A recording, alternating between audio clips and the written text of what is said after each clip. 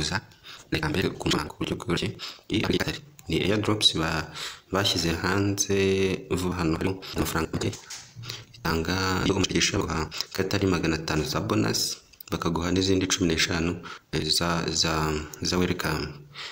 Ahangaha rero izo 15 ushobora kuzibikura izindi 500 zikaba zistakinze zikajya zira kubyara izindi buri munsi urugero nka my reward ego nyuma kwinjira kuri 27 bahise bampa 15 ego kuri 27 bampa izindi 15 urabona hano hari 8 hano haruguru hari 10 kuri 12 kuri GMT hano kuri 28 bampa izindi 15 ukuvuga ngo iyo we yinjiye bagwa 15 ego n'umunsi kuri cyo bakagwa 15 buri munsi 15 ukaba wemerewe kubikuza izigeze kuri 60. Dore iyo ugiye kubikura uraza ugaca hano kuri my token kuri token hano hepfo kuri token iyo hageze uhita usanga bimeze gutya. Aha hantu ni ushobora gukora amafaranga rwose udashoye ugakorera makeya yawe. Yego iyo ugeze hano uza kuri seri iyo uhaneho tubona bimeze gutya. Urabona ko maje kujya 45 ntizari zuzura ariko nizigera umuntu yabikuza urumva ko atari 60. Reka tumwereka amafaranga yaba ari dushyize 60 ya ari 0.2 amadolari 0.2 ntabwo ari makeya nawe wahita ukuba idolari aho rigeze ukareba.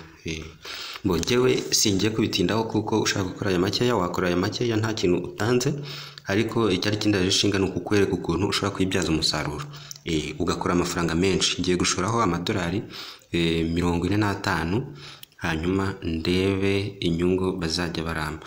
Ngiye kukwigisha rero ukuntu hano washyiraho amadolari 45 ariko nawe washyiraho andi guhera ku 10 kuzamura birashoboka. Aya mafaranga azagaruka mu gihe kingana n'ukwezi. Nabibaze neza nsanga inyungu irimo kuvuga ngo kwezi ndakoresha ndakuramo ayanjye ariko gutaha nzajya bandi mu nyungu. Reka nkwereke turakora hano kuri buy. Wibuke ko hano ubwo turi kuri token ubwo tugiye hano kuri buy presale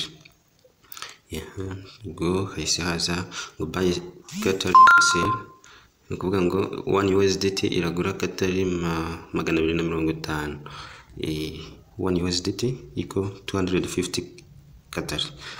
Hano turahita dukopiya ino code. Wibuke ko kugura ari USDT BP20 kuri Binance ubwo niho uraza kuyikoresha kuri USDT BP20 wallet turayikopiye tuze kuri Binance turonge Binance yutse kuri hanze mu miti zaza ushaka muri description ushobora gukoramo amafaranga makeya ukajya uyakorera n'ibintu mu nzira ya drops 60 ukagurisha unuke kurira mawe washaka ukayegose uriza ushobora no gukomara ukajya ukoresha kuri spot and transfer kuvuga ngo cyangwa funding itaje ibikize hano bitro hano hazana BTC ahangaha ni BTC hano ubundi bado USDT arizo dushyiramo USDT ariyo dukante nano hano amafaranga dukande ku maximum ahangaha ni kuvuga ngo yose turaba tuyashyizeho handi twe confirm ahangaha rwose turaba dusekwe transfer spot. Kwishyira kuri spot no kugira ngo nyine tubashe gukora transaction zacu zo kohereza amafaranga. Already byarangiye ubwo amafaranga ageze hehe kuri spot naho dukore yego tukande USDT abonye ko ari USD send via crypto.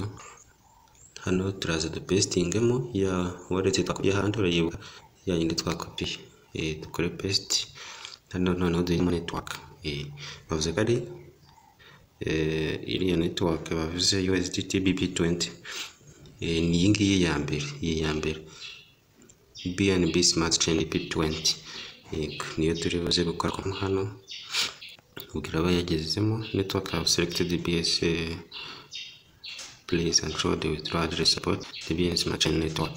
Noneho hano amafaranga dushyira yose kuvuga ngo iriya wallet irwa amadolari 48.70 na kimwe bakata 0.28 kugira ngo ruguru twabibonye iyo bakata twabibonye ahangaha kuri 0.29 nibyo bakata. Okay, noneho tuze dukande hano kuri withdraw ubwo ngubwo igikorwa kibe gikoje yego nyuma y'uko tugeze hano turongera dukore confirm turahita tuyikora, turaba twemeye ko baza kujya bica. Hano tugeze turategereje biradinga, nyuma yo kurodinga aho tuverify kuri verification yego verification email gusa, tugande kuri get code amategeko yifata kuri email kuna hiyo nyirafuka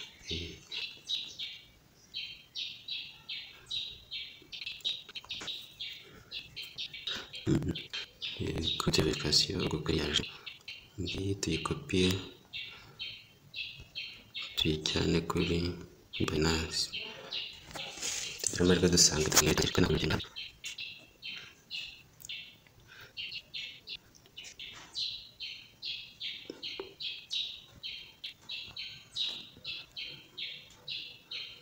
katurebe amahirwe ari buze kudukora ubwo bitakoze kuduka.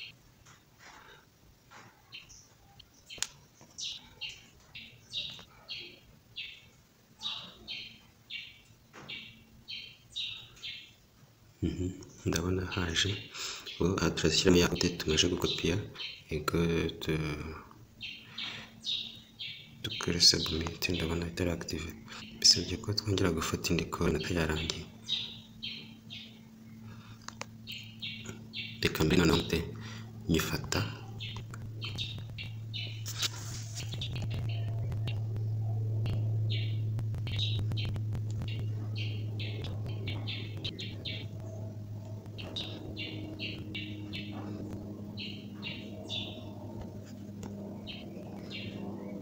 ntabwo narebye amasegonda bampaye yari ariko iyi procedure ikiza iyo ugize amahirwe ukagenda kuri kodeshwa byakira mu gace nabyo, ariko iyo ugize amahirwe kandi ukabikora ya code muri kari cyangwa se message wabona kopiya bari ya Binance ya kuri withdraw kwa withdrawing nyuma USDT zaho akaba ariho uzira ukagenda kuri bari bunde karaya uve email niho antwa urana ko n'ubundi hari ntiri budukunde nanditse ngo get code birasa bigoranye. Noneho ndabona bimeze nk'ibikunze, reka dutegerezeho gato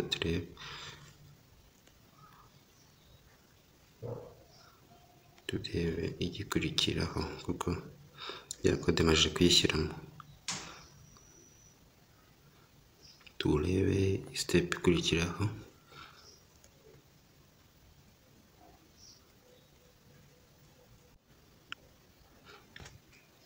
Ndabona process ikunze, ubwo turaza gutegereza mu gihe kingana n'itanu kugira ngo urabona ko hano ari processing, ahangaha ni ukuvuga ngo byakunze. Muri icyo gihe rero turaba twihanganye tuze kurindira no kuri Binance tubonaho message yuko byakunze. Iyo bimaze gukunda urajya hariya kuri turajya hano kuri your purchase, turaza gutegereza amara kugeraho. Okay, ndabona zirahageze kuri Katari, yego ubu ngubu rero tugiye gukorera amafaranga dutuje.